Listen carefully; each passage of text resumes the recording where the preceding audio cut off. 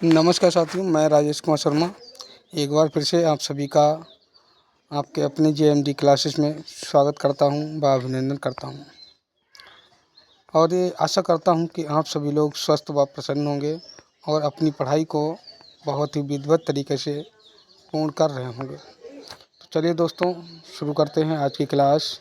तो आज की क्लास हमारे जो 12वीं के विद्यार्थी हैं उनके लिए है और ये क्लास हमारी फिजिक्स की क्लास रहेगी। इससे पहले मैंने फिजिक्स का चैप्टर 1 कंप्लीट करा दिया है, जिसमें मैंने कंटेंट के साथ में आंकिक प्रश्नों को तथा महत्वपूर्ण कुछ जो बहुविकल्पीय प्रश्न थे उनके बारे में यानी एमसीक्यूज को भी रखा है। तो जिन बच्चों ने हमारा पहला वीडियो नहीं देखा है वो हमारे चैनल की प्लेलिस्ट के माध्यम से उसको अवश्य ही प्राप्त करके देख लें। साथ में अपने कमेंट व अपनी राय अवश्य दें, कमेंट के अंतर्गत अपनी राय अवश्य दें कि हमारा वीडियो आपको कैसा लग रहा है। और इसके अलावा समय न गवाते हुए बढ़ते हैं अपनी क्लास की तरफ। तो आज का जो हमारा सेशन है वो चैप्टर 2 के अंतर्गत उसमें पढ़ाया जाएगा, जो कि फिजिक्स का रहेगा। चैप्टर रहेगा 2 और चैप्टर का नाम है गॉस की प्रमेय। अब इसमें दे रखा है गॉसिस थ्योरम। तो आप देख सकते हैं जो चैप्टर 1 मैंने पढ़ाया था वो था विद्युत आवेश एवं विद्युत क्षेत्र के बारे में। अब चैप्टर नंबर 2 की चर्चा करेंगे, जिसमें दे रखा है गॉस की प्रमेय। और ये आपकी क्लास जो है वो राजेश कुमार शर्मा के द्वारा आपको प्रोवाइड कराई जा रही है। तो दोस्तों, आज हम इस चैप्टर के अंतर्गत कौन कौन से मुख्य पॉइंट हमको पढ़ने हैं उनके बारे में चर्चा कर लेते हैं। तो दोस्तों, आज के चैप्टर के जो हमारे मुख्य पॉइंट हैं जो कि विषय वस्तु के रूप में लिए गए हैं, तो वो पॉइंट आपको मैं बताता हूँ। सबसे पहला पॉइंट दे रखा है विद्युत फ्लक्स। किसके बारे में दे रखा है कि विद्युत फ्लक्स के बारे में।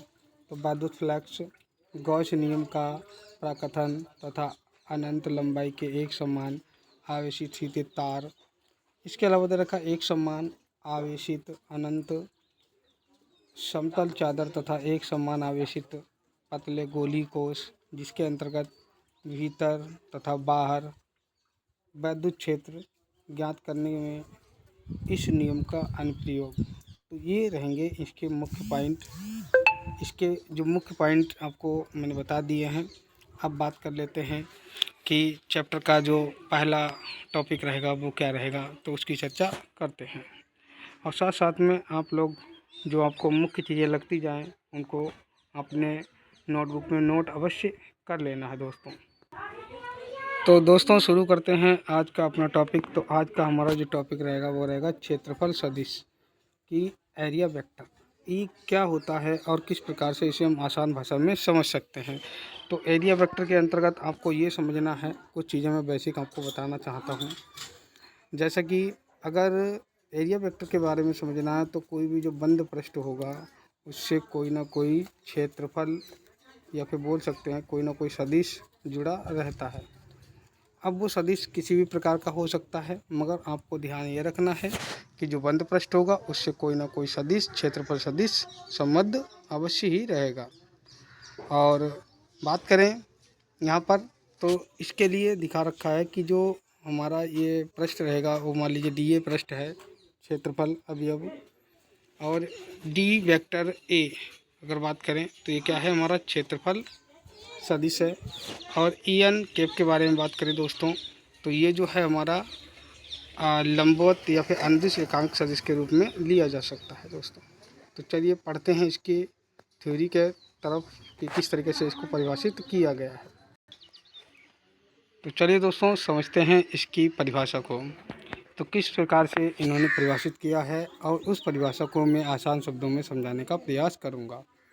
तो समझिए दोस्तों, कह रखा है कि बंद पृष्ठों के प्रत्येक क्षेत्रफल अवयव से एक सदिश संबद्ध रहता है।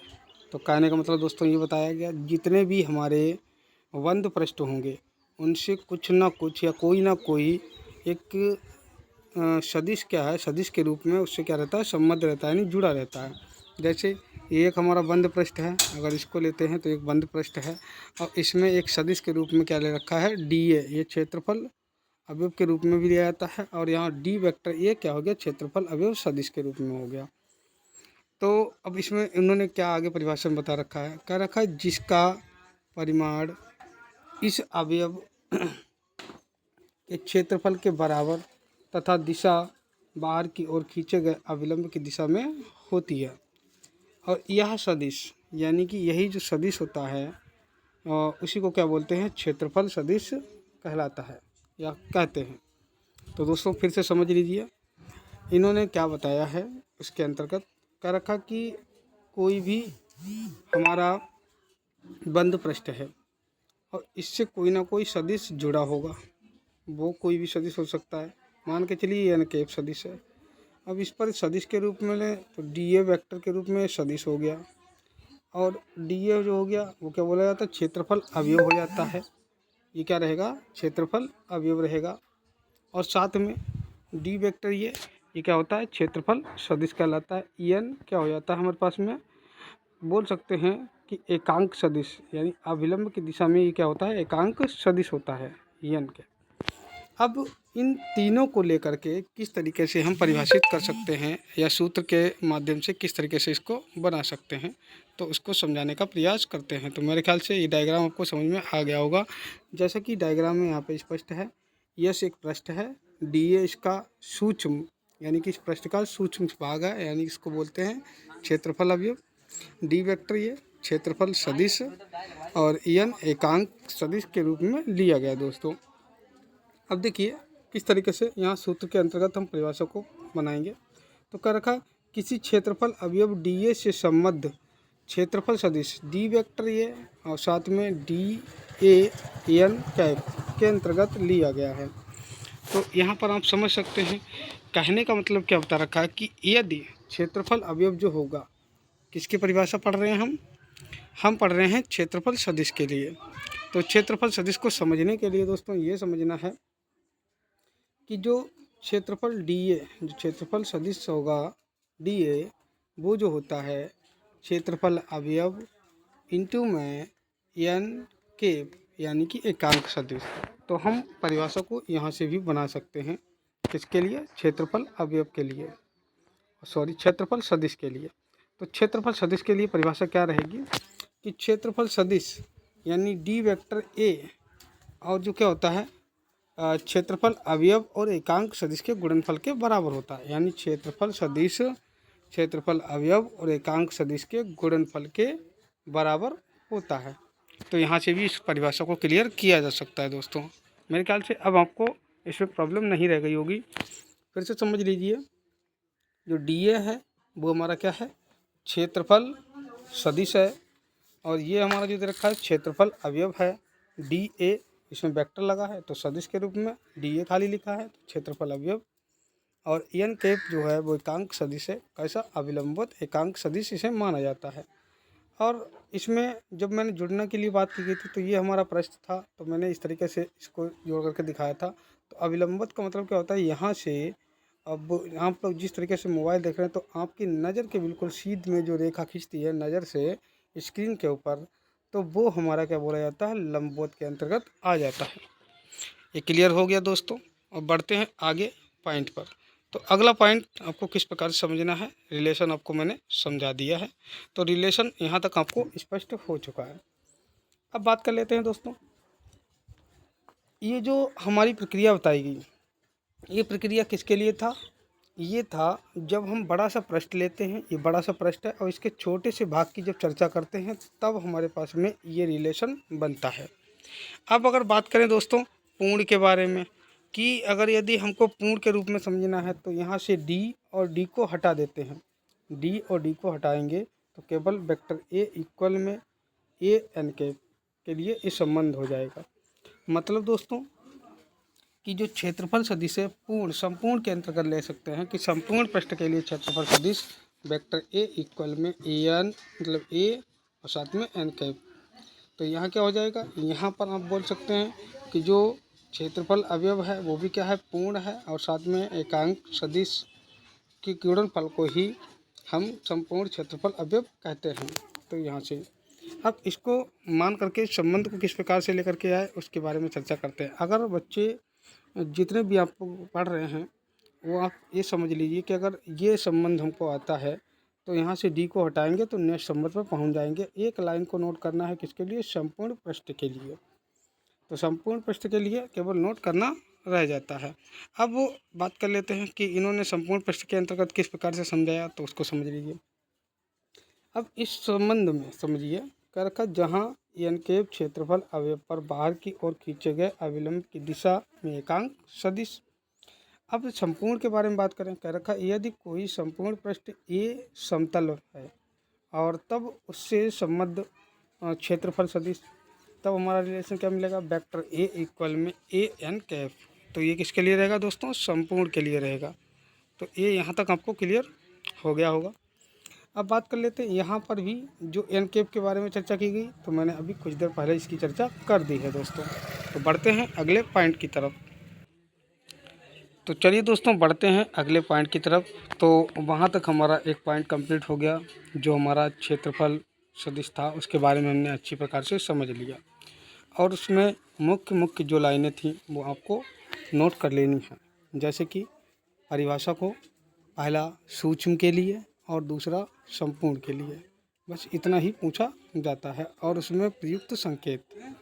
चलिए दोस्तों बढ़ते हैं अगले पॉइंट की तरफ।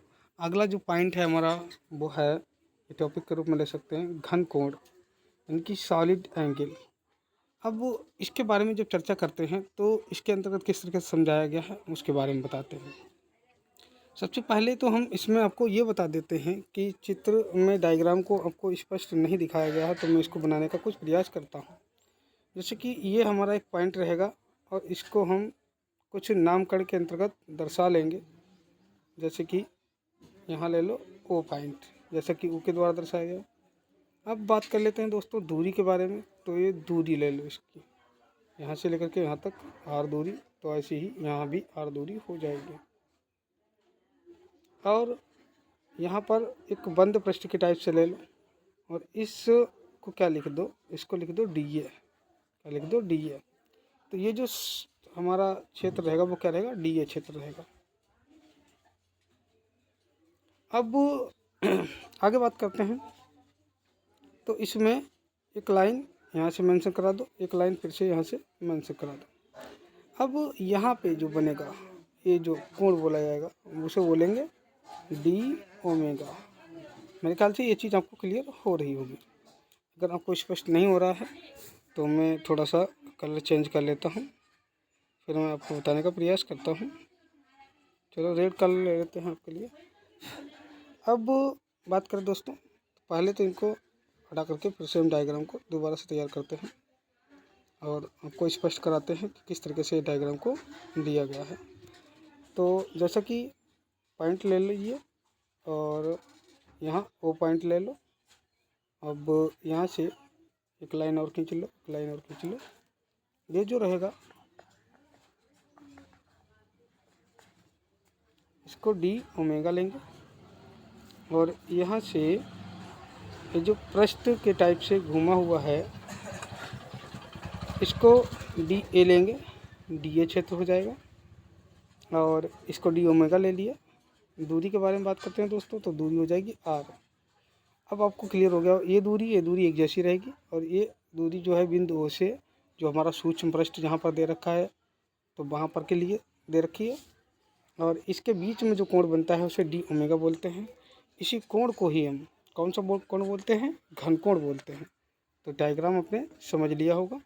अब इसी डायग्राम को हमने क्या करना है, एक बड़े से पृष्ठ के अंतर्गत शामिल कर देना है, जैसा कि इस पृष्ठ में दिया गया है। तो ये अंदर का डायग्राम मैंने यहाँ समझा दिया, बाकी ये डायग्राम बना हुआ है। चलिए दोस्तों अब करते हैं इसकी चर्चा कि किस तरीके से इसकी परिभाषा को हम परिभाषित कर सकते हैं, और इसमें जो थ्योरी के अंतर्गत दे रखा है उसको समझते हैं, और साथ में अगर बात करें कि किस तरीके से इसकी मतलब आसान भाषा में हम प्रयोग कर सकते हैं, तो समझिए। तो कह रखा है किसी गोलीय पृष्ठ के सूक्ष्म खंड द्वारा उसके केंद्र पर आंतरित कोण को घन कोण कहते हैं, घन कोण कहते हैं, यानी कि सॉलिड एंगल कहते हैं। इसे ओमेगा से प्रदर्शित करते हैं।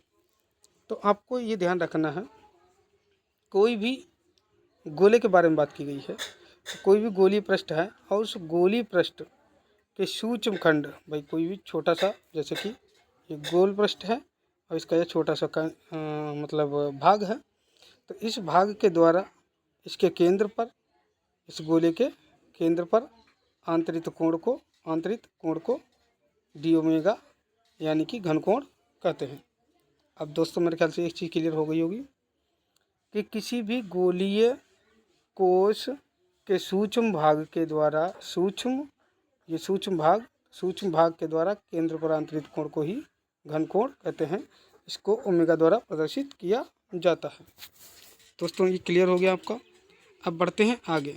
अगर जिस भी विद्यार्थी को कुछ भी प्रॉब्लम है तो वो कमेंट बॉक्स में अवश्य कमेंट करे और जानकारी को स्पष्ट करवा ले। अब देखिए, ये तो परिभाषा हो गई। अब आगे बात करते हैं कि इसके संबंध को किस प्रकार से उन्होंने प्रदर्शित कराया है। तो जैसे कि हमने बताया कि केंद्र क्या है, ओ है। भाई पूरा जो हमारा वृत्त दे रखा है या गोली पृष्ठ दे रखा है उसका केंद्र ओ है।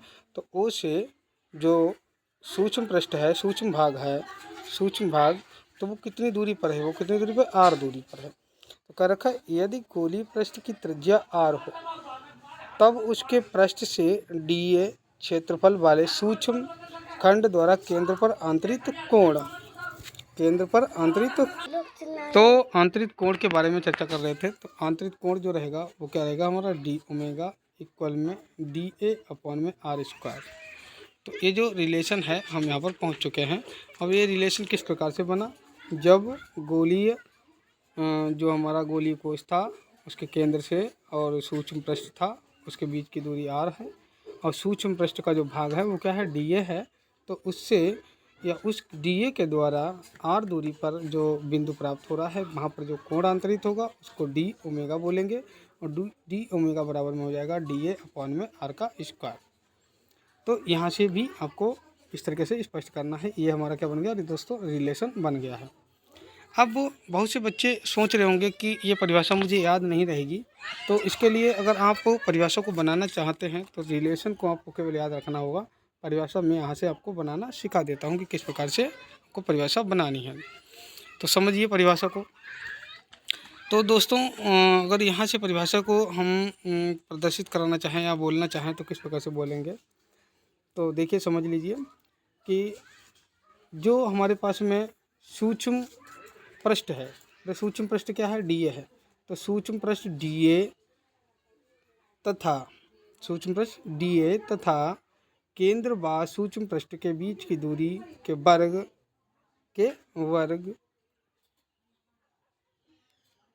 जो दूरी दे रखी है, क्या बोलना है, दूरी बोलना है। फिर से समझिए कि सूक्ष्म भाग डी ए तथा केंद्र के बीच की दूरी आर के वर्ग के अनुपात को घनकोण कहते हैं। इसको डी ओमेगा द्वारा प्रदर्शित किया जाता है दोस्तों। तो यहाँ से भी परिभाषा को बनाया जा सकता है। इसके अलावा अगर बात करें मुख्य पॉइंट की दोस्तों, तो जो डी ओमेगा होता है वो क्या है, प्रकार का कोण है। अब बात कर लेते हैं इसके मात्रक के लिए। तो इसका मात्रक स्टेरेडियन होता है और इसको एस आर शॉर्टकट के रूप में एस आर के द्वारा भी प्रदर्शित किया जाता है। अब बात कर लेते हैं आगे, यदि डी ए, तो चलिए दोस्तों समझते हैं इसको। क्या रखा है, यदि डी ए इक्वल में आर का स्क्वायर और तब ओमेगा इक्वल में 1 स्टेरेडियन, यानी कि कहने का मतलब बताया गया है कि अगर डी ए की जगह पर अगर यदि हम आर स्क्वायर लेते हैं, जैसे कि डी ओमेगा इक्वल में, अब डी ए की जगह पर क्या दे रखा है, आर स्क्वायर, तो आर स्क्वायर और बटे में आर स्क्वायर, तो ये क्या हो जाएगा दोस्तों, कैंसिल हो जाएगा। अब क्या मिल जाएगा, 1, तो 1 क्या हो जाएगा, एस आर यानी स्टेरेडियन हो जाएगा। तो यहाँ पर ये चीज़ भी आपको स्पष्ट हो गई होगी। चलिए बढ़ते हैं आगे। तो दोस्तों अभी तक आपने समझा घनकोण के बारे में, और जो घनकोण था उसमें उसका मात्रक था स्टेरेडियन। तो अब हम जानने की कोशिश करेंगे कि स्टेरेडियन की परिभाषा क्या होती है या स्टेरेडियन क्या होता है, उसके बारे में जानेंगे। तो चलिए चर्चा करते हैं। तो कह रखा है कि एक स्टेरेडियन वह कोण है जो गोलीय पृष्ठ के वृत्त की त्रिज्या के वर्ग के बराबर क्षेत्रफल वाले खंड द्वारा गोले के केंद्र पर आंतरित किया जाता है। तो त्रिज्या के वर्ग आपको ये ध्यान रखना है त्रिज्या के वर्ग के द्वारा। तो आपको यहाँ पे डायग्राम भी स्पष्ट दिया गया है, तो जो चीज़ें नहीं हैं उनको मैं थोड़ा सा मेंशन कर देता हूँ और समझा देता हूँ। तो जैसा कि यहाँ पर दे रखा है, जो हमने पहले डायग्राम आपको बना करके दिखाया था ये वही डायग्राम है, मगर इसमें थोड़ा सा क्या करवाया गया, इस वाले का जो परछाई है वो ये वाला स्थापित कराया गया है। तो ये परछाई के रूप में है। तो सबसे समझ लीजिए, केंद्र ओ हो गया और इससे कुछ दूरी पर एक हमारा पृष्ठ है जिसका क्षेत्रफल की बात करें तो ये क्षेत्रफल मिलेगा डी ए कोस थीटा। अब ये जो पृष्ठ दिखा रखा है इसको पृष्ठ को केवल डी ए लिया गया है और इसमें जो एकांक सदिश है उसे एन कैप लिया गया है और क्षेत्रफल सदिश को डी वेक्टर ए के द्वारा दर्शाया गया है। आर क्या है, जो सूक्ष्म पृष्ठ और केंद्र के बीच की दूरी है, और डी ओमेगा जो है वो क्या है दोस्तों, घन कोण है। डी ओमेगा क्या है, घन कोण है। अब यहाँ पर डी ओमेगा लगा है तो दोस्तों ये भी आप समझेंगे सूक्ष्म भाग के लिए सूक्ष्म ही घन कोण मिलेगा यहाँ पर। तो ये आपको यहाँ से क्लियर हो गया होगा।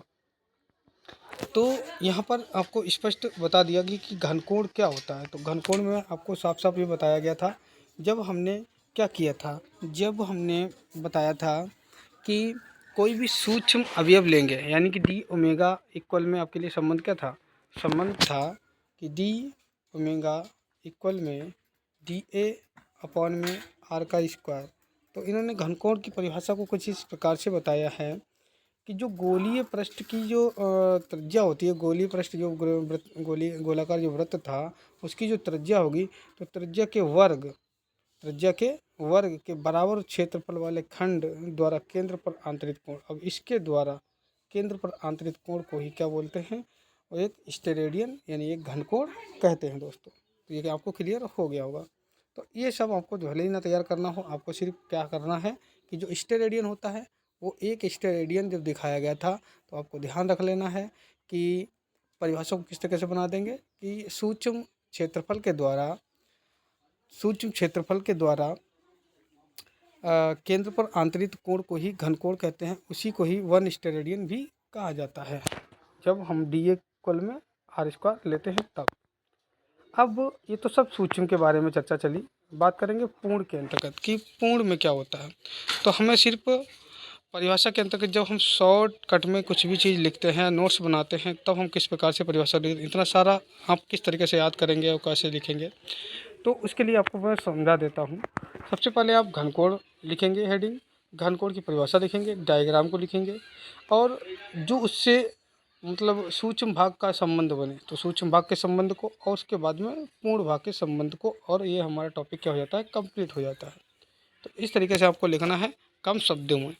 तो फिलहाल मेरा काम है आपको समझाना, तो मैं इसको जो भी चीज़ें दे रखी हैं सारी चीज़ें समझा के चल रहा हूँ, तो समझिए भाई। तो ये चीज़ आपके लिए क्लियर हो चुकी है यहाँ से। अब आपको ये समझना है कि आपने किसके बारे में समझ लिया, सूक्ष्म के बारे में समझ चुके हैं, और ये भी सूक्ष्म से ही संबंधित था। यहाँ से बात करते हैं गोले के संपूर्ण पृष्ठ का क्षेत्रफल के बारे में बात करें तो क्षेत्रफल क्या होता है, ए, और ए बराबर क्या होता है 4r का स्क्वायर। ये रहता है बात करें तो गोले के पृष्ठीय क्षेत्रफल, और संपूर्ण के अंतर्गत दिखाएगा तो पूरे वाले के लिए तो वही रहता है। तो यहाँ पे दे रखा है कि अतः गोले के संपूर्ण पृष्ठ द्वारा केंद्र पर आंतरिक घन कोण यानी ओमेगा। अब बात करेंगे दोस्तों, तो दोस्तों चर्चा करते हैं। देखिए हम बात कर रहे हैं यहाँ पे संपूर्ण के लिए, तो इसलिए पहले क्या होता था, पहले के लिए रिलेशन हो जाते हैं डी ओमेगा इक्वल में डी ए अपॉन में आर का स्क्वायर, जैसा कि मैं इसे कई बार लिख चुका हूँ। अब यहाँ से अगर हमें पूर्ण लिखना है तो इस डी को और इस डी को हटा दिया जाएगा। तो देखिए रिलेशन हमको मिल जाएगा ओमेगा फिर इक्वल ए अपॉन में आर स्क्वायर। तो ए अपॉन में आर स्क्वायर, मेरे ख्याल से यहाँ तक आपको क्लियर हो गया होगा। सूत्र इसलिए लिखा ताकि आप आसानी से इसे समझ सकें और आपको कोई भी प्रॉब्लम ना हो दोस्तों।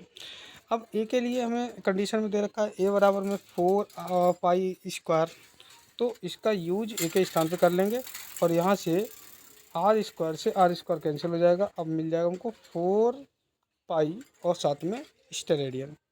तो अब आप समझ गए हैं कि ओमेगा बराबर में अगर पूर्ण के बारे में बात करें कि किसी गोलीय पृष्ठ के द्वारा केंद्र पर आंतरिक घन कोण जो कि कितना रहेगा, तो ये रहेगा ओमेगा बराबर में 4 पाई और साथ में एस आर यानी कि स्टेरेडियन। अब कहीं पे भी अगर ओमेगा का मान यूज करना है तो हमको क्या यूज करना होगा, 4 पाई के यूज करना होगा। तो दोस्तों आज के लिए इतना ही, और मिलते हैं इसी के साथ नेक्स्ट वीडियो में। तब तक के लिए नमस्कार। तो दोस्तों इसी का थोड़ा सा पॉइंट और बचा हुआ है, उसके बाद में क्लास को बंद कर दिया जाएगा और फिर मिलेंगे नेक्स्ट वीडियो में। तो समझते हैं इसको।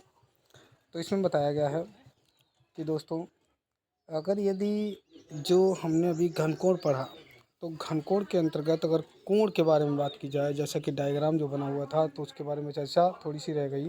कह रखा है यदि बिंदु O को केंद्र मानकर r त्रिज्या का गोला खींचे तब क्षेत्रफल अवयव dA का गोले के पृष्ठ पर प्रक्षेप dA cos थीटा होगा। सबसे पहले ये कंडीशन दिखा रखी, जैसे कि डायग्राम में आपको बताया गया था कि dA cos थीटा के बारे में। तब के लिए क्या रहेगा, इसलिए क्षेत्रफल अवयव dA द्वारा गोले के केंद्र O पर आंतरिक घन कोण, जो कि रिलेशन हमारे पास में क्या रहेगा, रिलेशन रहेगा डी ओमेगा इक्वल में dA cos theta by r square. तो आज का जो हमको अगर यदि कहीं पर गोले के पृष्ठ पर प्रक्षेप के बारे में बात करें तो हमारा रिलेशन कुछ इतना हो जाएगा। और साथ में आगे बात कर लेते हैं, तो डी अथवा में कह सकते हैं कि डी ओमेगा बराबर में डी ए यदि वेक्टर लगा देते हैं, जैसे कि आपको समझ ये लेना है कि जो डी ओमेगा है वही क्या है, डी ए, और साथ में क्या है वेक्टर, यहाँ क्या है एन कैप, और वाई में आर स्क्वायर।